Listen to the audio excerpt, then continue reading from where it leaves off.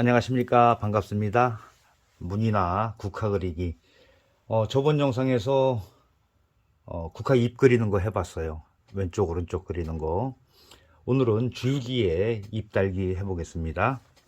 자, 두 가지 방법이 있겠는데요. 우선 잎을 다 해놓은 상태에서 줄기를 넣는 방법이 있고, 또 줄기를 먼저 하고 나서 잎을 다루셔도 되고요. 자, 두 가지 다 해보겠습니다. 자, 우선 이렇게 단목을 만들어야 되겠죠. 이건 뭐 개인마다 또 이렇게 풍마다 다 이렇게 다르니까 일단 삽목법 만드는 거 하시고요.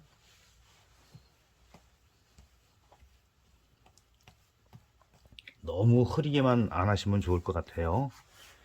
자, 그리고 여기서 주의하실 점은 줄기를 나뭇가지처럼 하시는 분들 계시는데 별로 안 좋다고 생각합니다. 자, 일단은 우리가 그러니까 난초할 때 난초 줄기, 꽃줄기 배우셨죠? 그거랑 비슷하다고 보시면 돼요. 여기서는 절법을 줘서 각을 지게 하겠습니다. 이렇게 이런 식으로. 자, 하나 더 해볼까요? 자, 이렇게 해놓은 상태에서 이런 식으로 잎이 달리겠죠? 자, 지그재그로 하시면 돼요. 지그재그로. 그런데 따로 독립적으로 나오는 데는 좀 흐려도 괜찮은데 이제 나중에 하시다 보면은 이렇게 겹쳐지는 부분이 있을 거예요. 이런 데는 의도적으로 좀 진하게 해서 해야지 이 줄기가 밖으로 이렇게 보이는 거를 좀 방지할 수 있을 거라고 생각을 합니다. 자, 이제 지난번에 배웠던 걸 가지고 기초로 해서 잎을 한번 넣어 볼게요. 자, 이쪽부터 합니다. 자, 붓을 꼿꼿이 세우시면 안 되고 살짝 눕혀서 자, 이렇게 밀듯이. 자, 큰 거 하면은 이렇게 우리가 5개로 배웠죠. 5개로 배웠지만 실전에서는 보통 5개 많이 복잡해지니까 3개 정도로 생략해서 합니다. 자, 그리고 이 밑에 한번 해볼까요? 자, 그대로 그붓입니다.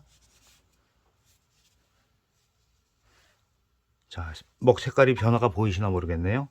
여기 하나쯤, 이럴 때는 하나쯤 더 하셔도 돼요.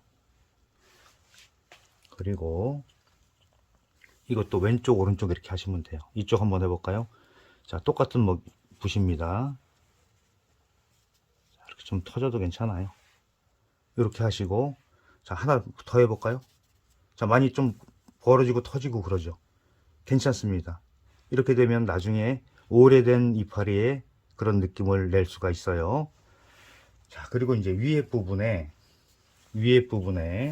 이럴 때는 좀 진한 걸로 해서, 자, 이건 밀어도 돼요. 당기는 것도 있고 미는 것도 있고. 여기서 한번 밀어서 해보겠습니다. 이렇게. 자, 어린 이파리는 조금 더 진한 걸로 이런 식으로 해주시면 될 것 같아요. 자, 시작하기 전에 말씀드렸듯이 이렇게 겹쳐야 되는 부분, 자, 이런 부분은 조금 더 진한 걸로 해서 이렇게 해주시면은 마르고 났을 때도, 다 해서 마르고 났을 때도 서로 이렇게 겉도는 그런 느낌이 방지를 할 수가 있어요. 이런 식으로. 그러면은 안에 거는 좀 흐려지니까 위에 진한 걸로 하니까 이렇게 원근감도 생길 수 있고요. 이런 식으로 하시면 될 것 같아요. 그리고 분포도가 많은 데는 많고 적은 데는 적고 이런 식으로. 그리고 자, 이제 다시 붓을 한번 빨겠습니다. 그리고 이거는 줄기를 먼저 해놨죠. 이번에는 잎을 먼저 하는 걸 해보겠습니다. 그리고 먹으로만 하는 수도 있고, 물감을 살짝, 자, 보여드릴까요? 자, 물감을 살짝 이용해서 하는 경우도 있습니다. 자, 이럴 경우에도 이렇게 해서 물감이랑 먹이랑 같이 타세요. 이렇게. 그러면 나중에 다 마르고 나면은 국화가 조금 겨울에 추울 때 피는 거니까 좀 더 강한 느낌을 낼 수가 있다고 해요. 자, 이제 해보겠습니다. 위에서부터 이렇게. 자, 이렇게. 자, 이쪽으로도 이렇게. 먼저 이렇게 구도를 얼기설기 잡아 놓으시면 좋아요. 그리고 보통 겹쳐서 나올 수도 있어요. 여기서 하나 더 이렇게 빼도 괜찮습니다. 떨어뜨려서, 자, 이렇게. 그럼 먹의 색깔의 변화가 보이시죠? 자, 붙여서도 하나 더 해주고, 자, 위에 작게도 하나 더 해주시고, 이렇게 해놓은 상태에서, 자, 이제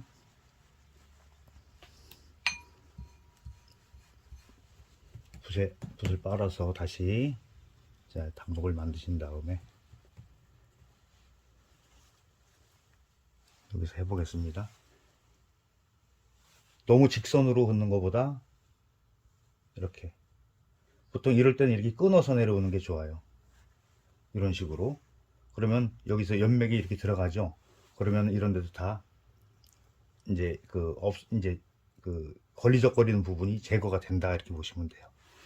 그러니까 이런 거 같은 경우는 먼저 해놓고 했을 때는 나중에 이 줄기하고 이파리하고 이게 따로 분리되는 느낌이 있는데, 이렇게 하면 그런 느낌은 없겠죠. 그래서 취향에 따라서 이렇게 하셔도 되고, 먼저 했듯이 줄기부터 해도 되고, 이건 다양하게 하시면 돼요. 그리고 이제 이 연맥을 쳐야 되는데, 조금 기다렸다가 너무 습이 많은 상태에서 하시게 되면은 막 번져서 그냥 범벅이 되겠죠. 그리고 또 너무 마르면 안 되고, 그렇다고 해서 이거를 인위적으로 이렇게 찍어내거나 이렇게 되면은 이 먹 색깔이 묻어 나와서 나중에 굉장히 보기 싫게 됩니다. 자, 이제 이쪽부터 한번 해볼까요? 자, 여러분들 하실 때는 조금 기다렸다가 어느 정도 마르려고 할 때 그때 하시면 좋을 것 같아요. 위에서부터 해볼게요. 이렇게.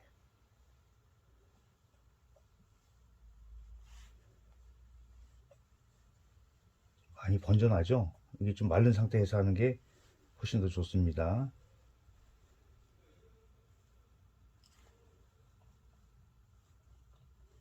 딱 찍어서 빼고. 자, 진한 부분이라고 안 하게 되면은 나중에 거기만 표시가 나니까 진하더라도 같이 해주시는 게 좋아요. 자, 이렇게 해서. 이것도 나중에 그냥 소자로 이렇게 작은 숫자 쓰듯이 하기도 합니다. 자, 이렇게 했어요. 그러고 나서 이런 부분이 조금 눈에 거슬린다 그러면은, 자, 여기도 마찬가지로 조금 더 진한 걸로, 그래야지 앞에 나와 있는 거 뒤에 나와 있는 거, 물론 문이나에서는 서양화처럼 원근 이런 건 강조는 안 하지만은, 그래도 이런 부분을 조금 가리기 위해서 줄기 위에다가 할 경우에는 이렇게 좀 진한 걸로 해주시면은 나중에, 자, 말랐을 때 앞에 있는 건 진하게 보이고 뒤에 있는 건 좀 흐리게 보이고, 이런 효과를 볼 수는 있습니다. 자, 저희 교남연수회 동아리 수업 시간에 같이 해요. 서예도 같이 하고. 왜 그러냐면 그림만 그리게 되니까는 나중에 핸디캡이 하나씩 생기더라고요. 화제를 못 써. 자, 문인화를 하면서 화제를 못 쓴다는 거는 결격사유겠죠. 그래서 저희는 수업을 하면서 화제 쓰기 수업도 같이 하고 있습니다. 서예도 하고 그림도 하고. 원래 이제 이 그림은, 특히 문인화는 글씨를 쓰고 나서 여묵으로 자기의 심경을 표현하는, 그런 그림이라고 보시면 돼요. 그러니까는 그러니까 모양에 중점을 두는 게 아니라 이 그리는 사람들의 의도에 많이 중점을 두고 있죠. 그래서 사의적이다 이렇게 얘기합니다. 자, 일반적인 그런 회화 형식이랑은 좀 다르다고 보시면 돼요. 자, 이렇게 해서 이제 한번 해봤습니다. 보통 뭐 글씨에서는 많이 적용이 안 되는데 이런 그림 쪽으로 오게 되면은 소소밀밀이 굉장히 중요해요. 이렇게 좀 듬섬듬섬한 데는 간격을 뚝뚝 떨어뜨리고 빽빽한 데는 이렇게 꽉 차게 좀 어둡게 이렇게 표시하는 게 정석이라고 합니다. 그래서 이제 이번 시간에는 꽃은 안 달았지만은 다음 시간에는 꽃 다는 것까지 해서 기본적인 거를 하나 영상을 제작할 계획이니 다음 영상도 기대해 주시고요. 자, 오늘 영상이 도움이 되셨다고 생각하시면은 구독도 해 주시고요. 좋아요도 눌러 주시고 하시기 바랍니다. 자, 수고하셨습니다.